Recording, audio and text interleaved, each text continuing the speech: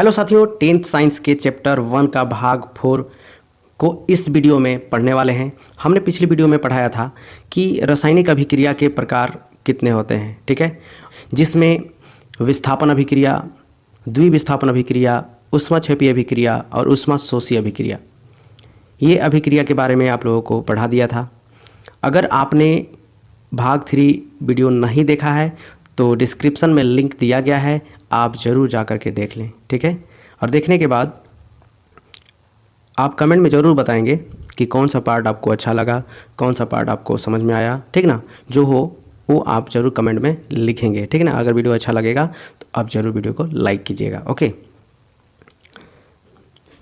तो साथियों, आज का जो टॉपिक है अभिक्रिया से ही रिलेटेड है, यानी कुछ अभिक्रियाएं जो है वो बच गई थी, ठीक ना। तो अभिक्रिया को पढ़ने से पहले हम यहाँ आज जो है सक्रियता श्रेणी के बारे में पढ़ेंगे। द रिएक्टिविटी सीरीज, यानी कि कौन सा तत्व जो होता है कितना रिएक्टिविटी वाला होता है, कितना सक्रिय होता है, कितना अभिक्रियाशीलता में ज़्यादा होता है या कम होता है, इसकी श्रेणी को हम लोग पढ़ेंगे। क्योंकि होता क्या है कि कुछ तत्व जो है ज़्यादा बहुत तेज़ी से रिएक्शन करते हैं और कुछ जो है तत्व वो बहुत स्लो मोशन में रिएक्शन करते हैं, ठीक है। तो उसी के अनुसार जो है सजाया गया एक सक्रियता श्रेणी है जिसको हम लोग पढ़ेंगे, ठीक है। तो जो सक्रियता श्रेणी है वह सक्रियता श्रेणी वह सूची है जिसमें धातुओं की उनकी क्रियाशीलता के अवरोही क्रम में व्यवस्थित किया जाता है। अवरोही क्रम यानी डिक्रीजिंग ऑर्डर में, ऊपर सबसे ज़्यादा अभिक्रियाशीलता वाला और नीचे फिर कम अभिक्रियाशीलता वाला।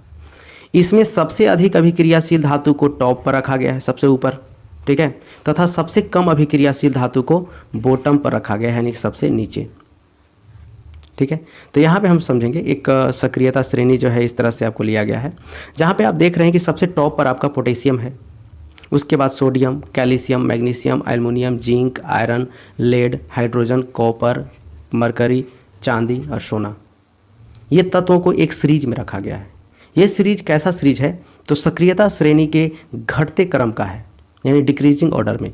सबसे ऊपर वाला यानी पोटेशियम जो है सबसे ज़्यादा तेज अभिक्रियाशील धातु है, सबसे अधिक, है ना। तो पूछा भी जा सकता है प्रश्न में कि सबसे ज़्यादा अभिक्रियाशीलता वाला धातु कौन है, तो पोटेशियम, ठीक है। सोडियम के बारे में तो आप लोग जान ही रहे हैं, क्योंकि सोडियम जो है बहुत ज़्यादा रिएक्टिविटी वाला होता है, ये जल में बहुत तेज़ी से अभिक्रिया कर लेता है। सोडियम और पोटेशियम वायु में भी आग पकड़ लेता है। उसके बाद कैल्शियम है, उसके बाद मैग्नीशियम, एल्युमिनियम, जिंक, आयरन और लेड, ये एक लाइन में सजाए हुए हैं, ठीक है। उसके बाद आ जाता है आपका हाइड्रोजन। हाइड्रोजन के नीचे वाले जितने हैं वो बहुत ही कम क्रियाशील वाले हैं, है ना, बहुत कम क्रियाशील वाले धातु हैं, ठीक है। सबसे कम अभिक्रियाशील वाला धातु जो होता है वो सोना होता है, इसीलिए तो इसका संचारण नहीं होता है और इसका आभूषण बनाया जाता है, ठीक है, कम अभिक्रियाशीलता होने की वजह से, ठीक है। तो अभिक्रियाशीलता जरूर याद रखिएगा, क्योंकि आने वाला जो रिएक्शन है वो रिएक्शन आपको अच्छे से समझ में आएगा जब आप इस सक्रियता श्रेणी को अच्छे से समझ लेते हैं, ठीक है, यस। अब इसके बाद जो है अभिक्रिया में एक अभिक्रिया है विस्थापन अभिक्रिया, ठीक है। विस्थापन अभिक्रिया क्या है ये जान लेते हैं। देखिए, वैसी रासायनिक अभिक्रिया जिसमें अभिकारक के रूप में उपस्थित यौगिक का एक तत्व किसी दूसरे तत्व द्वारा प्रतिस्थापित यानी रिप्लेस कर दिया जाता है, जिसके परिणाम स्वरूप नए यौगिक का निर्माण होता है, इस अभिक्रिया को विस्थापन अभिक्रिया के नाम से जाना जाता है ना। देखिए होगा क्या, एक अगर उदाहरण के तौर पर यहाँ पे देखें, देखिए इन अभिक्रियाओं में अधिक क्रियाशील तत्व कम क्रियाशील तत्व को उसके यौगिक से विस्थापित कर देता है। मतलब कि जो कम क्रियाशील होगा और जो ज़्यादा क्रियाशील वाला होगा वो क्या करेगा, ज़्यादा क्रियाशील वाला कम को वहाँ से हटा देगा, दूसरे जगह शिफ्ट कर देगा, ठीक है। यानी कि एक कहावत है, जिसकी लाठी उसकी भैंस, यानी कि जो ज़्यादा मजबूत होगा यहाँ पर, जो ज़्यादा मजबूत होगा उसका ही यहाँ पर जो है क्या होगा, वो विस्थापित कर देगा, किसी को हटा देगा। तो यहाँ पे देखेंगे एक हम तत्व लेते हैं, ठीक ना, एक तत्व लेते हैं आयरन का, आयरन, उसके बाद एक यौगिक लेते हैं कॉपर सल्फेट। आयरन को कॉपर सल्फेट में जब रिएक्शन करवाया जाएगा तो यहाँ आप देखेंगे कि क्या बन रहा है, आयरन सल्फेट बन रहा है और कॉपर अलग हो गया। यानी कि यहाँ पे देखने को आपको मिलेगा कि जो आयरन है वो कॉपर को विस्थापित कर दिया। आयरन जो है कॉपर को विस्थापित कर दिया। इसका मतलब ये है कि आयरन जो है कॉपर से ज़्यादा क्रियाशील है, इसीलिए कॉपर को वहाँ से हटा दिया और आयरन जा कर के सल्फेट के साथ जुड़ गया। तो इस तरह का अभिक्रिया में आपको देखने को मिला कि आयरन जो है कॉपर को विस्थापित कर दिया। अब जब इस तरह का अभिक्रिया होगा तो इसको हम लोग विस्थापन अभिक्रिया के नाम से जानेंगे। ठीक है, तो विस्थापन अभिक्रिया अच्छे से समझ में आ गया होगा। अब इसके बाद कुछ अभिक्रिया और ले लेते हैं, ठीक ना, कुछ अभिक्रिया और लेते हैं। जैसे कि आप यहाँ पे देखेंगे कॉपर सल्फेट है और उसमें मैग्नीशियम से अभिक्रिया करवा दिए। अब देखिए होता क्या है कि मैग्नीशियम जो है कॉपर से ज़्यादा रिएक्टिविटी वाला होता है ना। तो मैग्नीशियम क्या करेगा, कॉपर को यहाँ से हटा देगा और खुद आकर के सल्फेट के साथ मिल जाएगा, यानी बैठ जाएगा उसके जगह पे। तो कॉपर को यहाँ पे क्या कर दिया, वो विस्थापित कर दिया, अलग कर दिया। तो ये भी अभिक्रिया आपका विस्थापन अभिक्रिया हो गया। अब इसके बाद हम लोग चलेंगे एक डायग्राम के माध्यम से हम लोग समझेंगे, ठीक ना।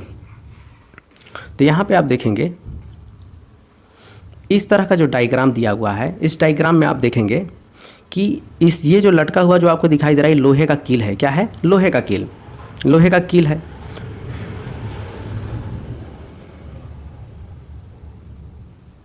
लोहे की कील पर भूरे रंग का कॉपर की परत जम गई है। मतलब आप देख रहे हैं कि ये जो लोहा बांध करके इस तरह से लटकाया गया है, इसमें आप देखेंगे कि एक लिक्विड है। और लिक्विड किसका है, तो कॉपर सल्फेट का लिक्विड है। इसका है कॉपर सल्फेट, जिसका जो सूत्र होता है CuSO4। ये कॉपर सल्फेट का लिक्विड है और इसमें जो है कील, लोहा का कील डुबोया हुआ है। ठीक है, तो लोहा आप देखेंगे कि भाई आयरन से कॉपर सल्फेट क्या करेगा, रिएक्ट करेगा। अब रिएक्ट करेगा तो क्या बनाएगा, आप देखेंगे यहाँ पर। तो आयरन, आपको पता है कि आयरन जो होता है कॉपर से ज़्यादा रिएक्टिविटी वाला होता है। तो आयरन जो है वो कॉपर को विस्थापित कर देगा। तो यहाँ पर हो जाएगा आपका आयरन सल्फेट और कॉपर अलग हो जाएगा, ठीक ना। तो ये जो अभिक्रिया हो रहा है यहाँ पे, ये आपका विस्थापन अभिक्रिया है। तो इस डायग्राम के माध्यम से आप जो है समझा सकते हैं, या फिर ये आपको NCERT बुक में मिलेगा ये, ठीक है। ये तो हो गया आपका विस्थापन अभिक्रिया। इसके बाद अगला जो आपका है टॉपिक, या अगला जो आपका रिएक्शन है द्विविस्थापन अभिक्रिया, या फिर इसको कहते हैं हम लोग द्विविस्थापन अभिक्रिया, या फिर उभय अपघटन अभिक्रिया, या इसका एक और नाम है उभय विस्थापन अभिक्रिया, ठीक ना, उभय विस्थापन अभिक्रिया, ठीक ना। तो 3 नाम से यहाँ पर आपको बताया गया है। या इंग्लिश में अगर कह दें तो इसको कहते हैं डबल डिस्प्लेसमेंट रिएक्शन, ठीक है।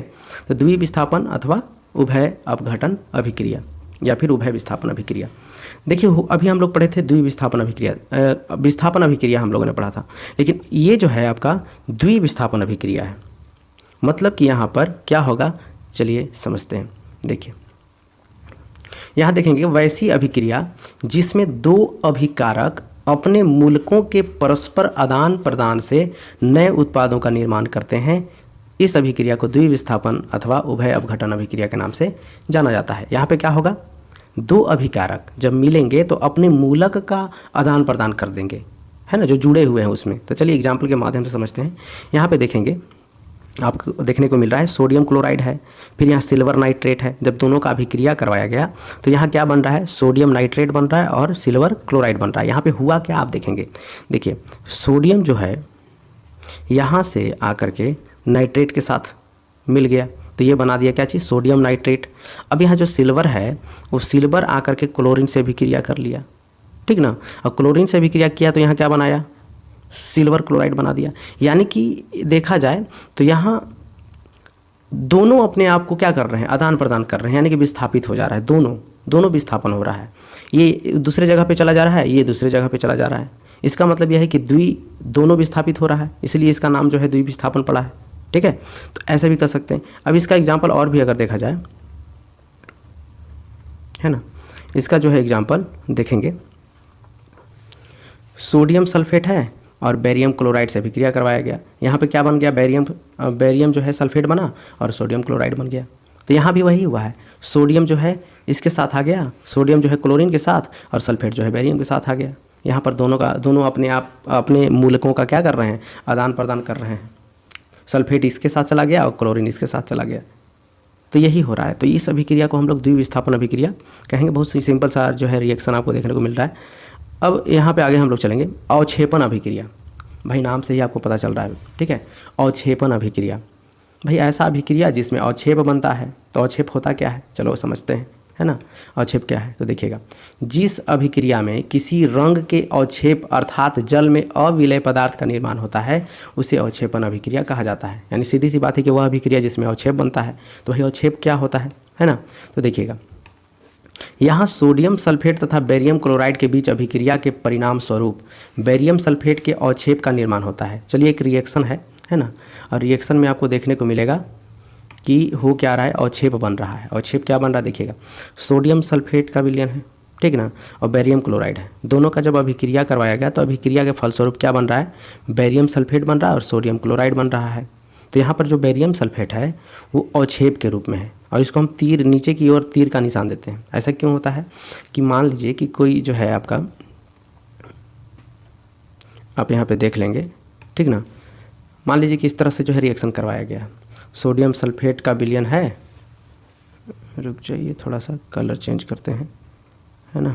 देखिए ये जो है सोडियम सल्फेट का जो है विलयन है और बेरियम क्लोराइड का है। दोनों को जब आपस में मिलाया गया, तो दोनों को जब आपस में मिलाएंगे तो होगा क्या, ठीक ना। देखिए यहाँ पे कि मिलाने के बाद ये जो आपको ब्लू कलर का दिखाई दे रहा है ना, ये ब्लू कलर का, यानी कि इस ट्यूब में नीचे आकर के जमा हो गया, यानी कि जम गया, ठीक है। और याद रखिएगा, जब भी मान लीजिएगा अभिक्रिया होता है ना, तो कुछ अगर तल तर नीचे अगर जम जाता है जो चीज़, मतलब कि आकर के जो है बैठ जाता है नीचे, यहाँ इस तरह से नीचे बैठ गया, है ना, और ये थोड़ा सा जो है गाढ़ा होता है, यानी कि एक प्रकार से ठोस अवस्था में होता है, तो इसी को हम लोग बोलते हैं अवक्षेप। क्या बोलते हैं, अवक्षेप बोलते हैं। और यही अवक्षेप जब बन रहा होता है ना, तो इस तरह की अभिक्रिया को हम लोग अवक्षेपण अभिक्रिया कहते हैं, ठीक है।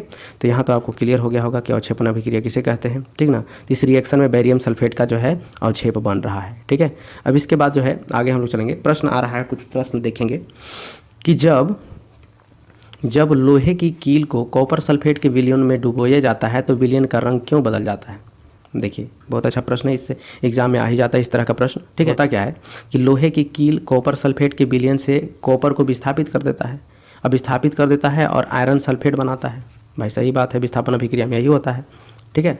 आयरन ज़्यादा रिएक्टिविटी वाला आता है कॉपर से, तो कॉपर को विस्थापित कर देता है और आयरन सल्फेट बनाता है। तो आयरन सल्फेट बनने के कारण कॉपर सल्फेट का गहरा नीला रंग जो होता है वो हरे रंग में बदल जाता है। कॉपर सल्फेट, देखिए यहाँ पर आयरन सल्फेट बनने के कारण ऐसा होता है। कॉपर सल्फेट हल्का नीला होता है, लेकिन जैसे ही आयरन सल्फेट बनता है तो हरे रंग का हो जाता है, ठीक ना। तो इसका आंसर यही होगा, ओके। आप यहाँ देख भी सकते हैं फिगर में इस तरह से। आगे हम लोग चलते हैं उदासीनीकरण अभिक्रिया, ठीक है। तो उदासीनीकरण अभिक्रिया क्या होता है यहाँ पे समझते हैं। देखिए सीधी सी बात है, उदासीनीकरण अभिक्रिया में हम लोग जानेंगे कि अगर अभिक्रिया में नमक और जल बन रहा है तो समझ जाइए कि उदासीनीकरण अभिक्रिया है। तो भाई नमक और जल कैसे बनेगा, तो देखिए क्या होगा, ठीक ना। देखिए द्विविस्थापन अभिक्रिया जब अम्ल एवं क्षारक के बीच होती है, मान लीजिए द्विविस्थापन अभिक्रिया अम्ल और क्षारक के बीच होती है, तब उसे उदासीनीकरण अभिक्रिया कहते हैं। इस अभिक्रिया में अम्ल क्षारक को और क्षारक अम्ल को उदासीन कर देता है, ठीक ना।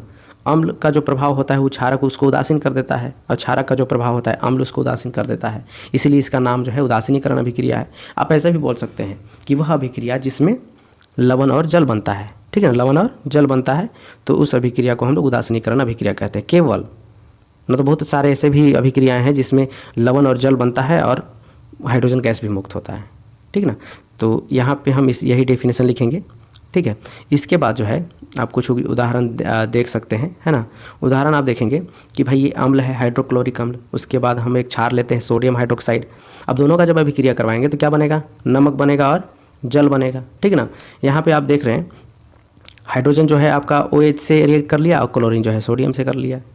क्योंकि कोई भी जब अभिक्रिया होता है तो सबसे पहले अभिक्रिया में, जैसे कि मान लीजिए कि अभी क्या हो रहा है कि HCl जो है वो सोडियम हाइड्रोक्साइड से रिएक्ट कर रहा है, तो यहाँ हाइड्रोजन पहले अलग होगा क्लोरीन से, ठीक है। तो ये प्लस में आ जाएगा, क्लोरीन जो है आपका माइनस में आ जाएगा। इसी तरह से सोडियम जो है आपका प्लस में आ जाएगा और जो OH है वो आपका माइनस में आ जाएगा। और आपको पता है कि भाई पॉजिटिव जो है नेगेटिव को अट्रैक्ट करता है, तो यहाँ पर आपको देखने को मिलेगा, ठीक ना, यहाँ देखने को मिलेगा कि जो हाइड्रोजन है वो जो है हाइड्रोजन जो प्लस में है वो इसको अट्रैक्ट करेगा OH को, ठीक ना, इसको अट्रैक्ट करेगा।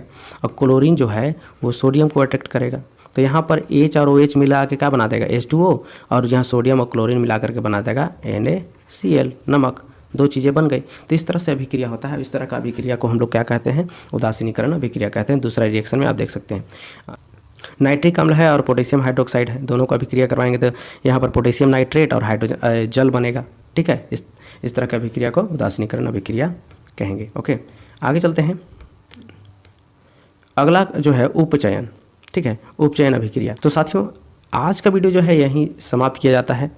अगले पार्ट में हम लोग उपचयन और अपचयन अभिक्रिया के बारे में, रेडॉक्स अभिक्रिया के बारे में अच्छे से पढ़ेंगे। फिर मिलते हैं अगले पार्ट के वीडियो में इसी जोश के साथ, इसी हौसले के साथ। और लाइक ज़रूर कर दिया कीजिए अगर वीडियो को देख रहे हैं तो, इससे हौसला मिलता है। ठीक है ना, फिर मिलते हैं। Take care, bye bye.